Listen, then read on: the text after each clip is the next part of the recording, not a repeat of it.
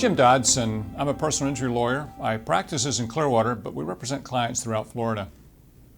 I think that many people have a question in their mind about what exactly a lawyer is going to do for me after a Florida pedestrian crash.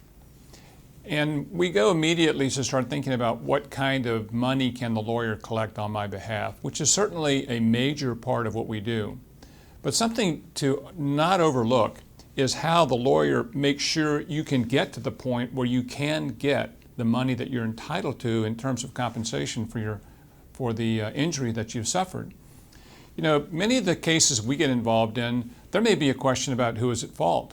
We have situations all the time where the police roll up to an accident and investigate it improperly.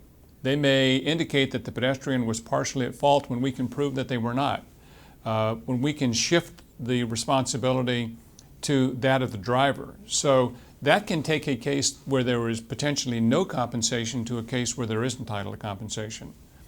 Another thing we run into is making sure that an injured client is, number one, seeing the right doctor, and number two, that they're seeing a doctor in a timely fashion and they're not letting these periods go by where they're not treating that can be the killer of a case.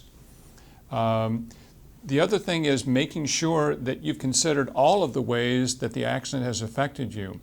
We sit down with our clients at the time that we make our settlement demand to the insurance company and probe in your life exactly how this has affected you. A perfect example is a case I had just last week. I was talking to my client. He had prepared a long list of what he thought the accident had done to change his life. When I got through talking to him after an hour, we had 3 pages of very major issues that he was suffering that had never been brought up.